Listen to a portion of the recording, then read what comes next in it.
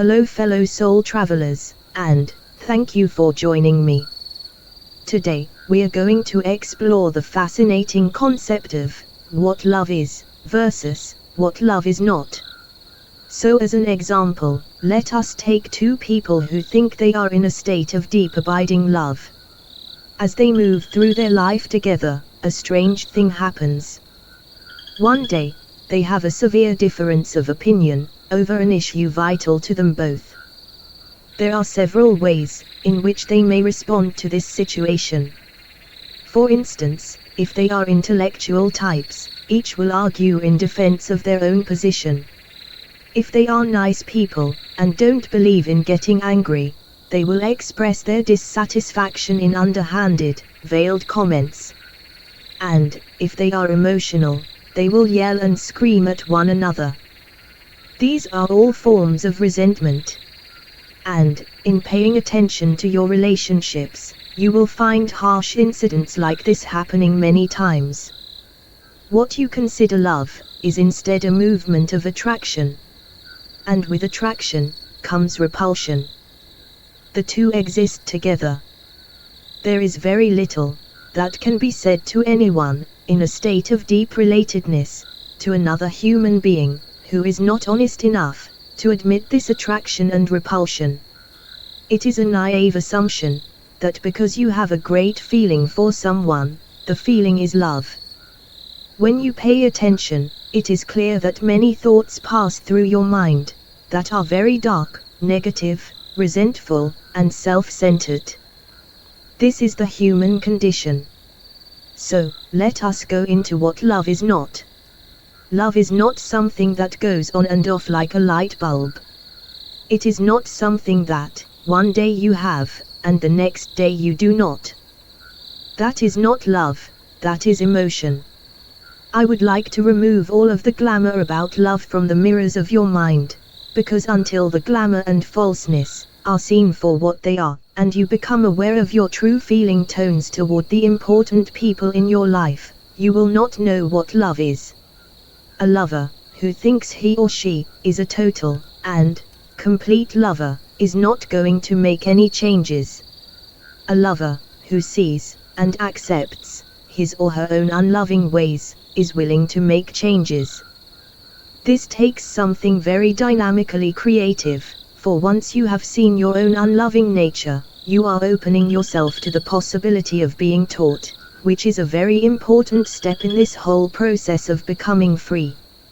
If you will be humble enough to open up your being, and ask that the wisdom come to you, for example, simply say Source, or Divine, or God, show me the wisdom that I seek in my heart in some form, things will begin to happen.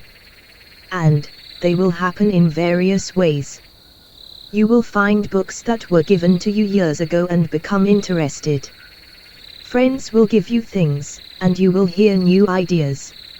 Maybe even come across a video like this one. All of this may appear to happen on the earth plane, in very mundane ways, but you should give due attention to them. If your thrust toward freedom is sincere, you will find that the vastness will try to expedite your way toward it. People will seem as if they've appeared out of nowhere to assist you. All kinds of events will take place. But, you must be aware that the way they happen is not by some weird chance. What really happens is that you put out a call, strongly, within your being that says, "Please help me. This is what I need." Once you align yourself, through your yearning, it starts to happen. Now, what does all this have to do with love? It has everything to do with love, because love is not something you do, or something that you contrive. Love is something that you allow to have its movement through, and all around you.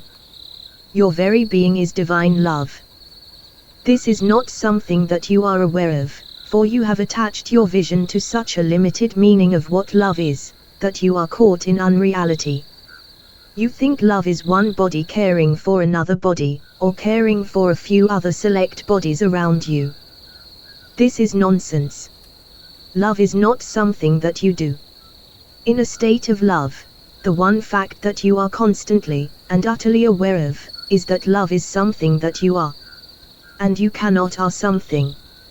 Love is your very essence, it is your very being, and you have no control over it, for it is what you are. It is given, in the sense that it has been given to you by the Source, or the Divine, or God. And out of it, all things are created. So, when you feel yourself to be in a state of love, you will also realize that it is something totally out of your control. No matter who comes into your vision, love is a reality in that moment. The strangest people can come into view, and you will feel that upwelling of compassion and understanding. That is love. In speaking of love, remember that you cannot do it, you cannot will it, and you cannot demand it.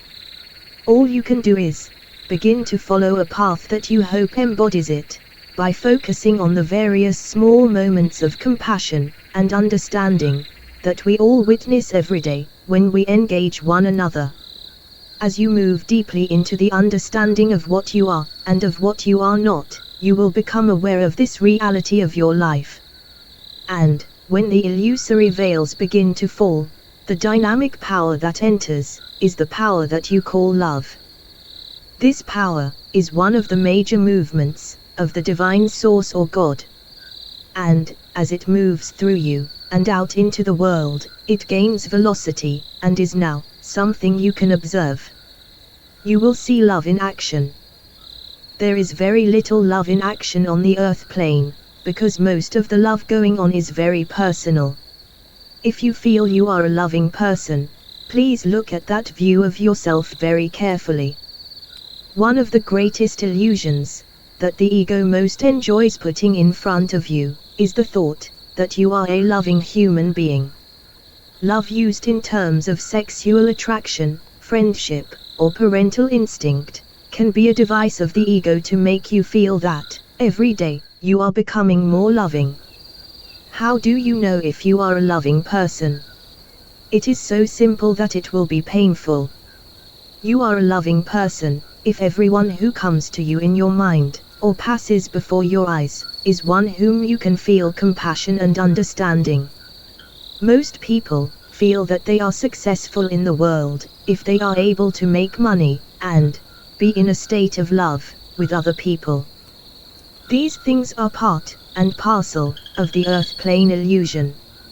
At this stage, many of you feel this emotional love and you take it for actual love. If you are willing to give your life to another, as in marriage, look closely at this.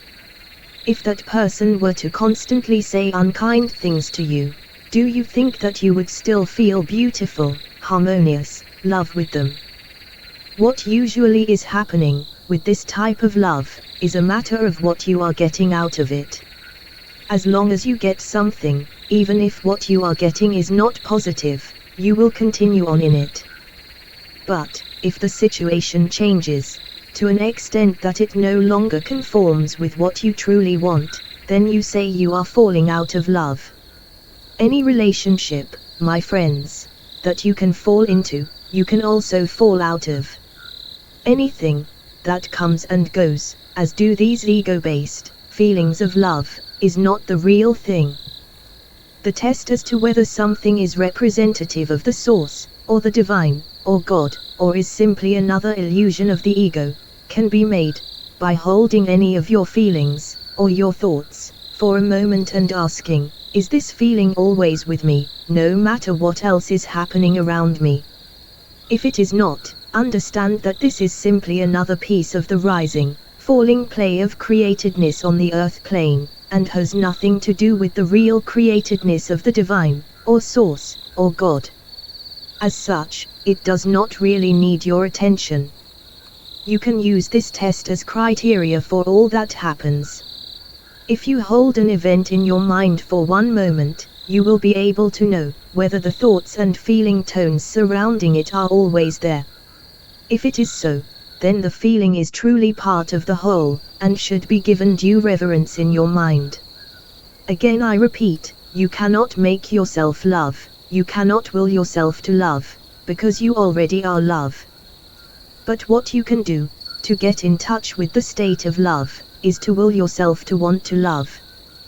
This is within the ability of every human being.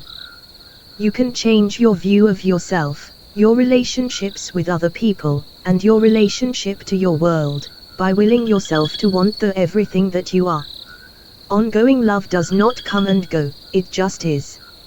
And that is the hallmark of its reality. Will yourself to want to love, for that is the key that can show you the path. At the end of any legitimate path, you will find both wisdom and love.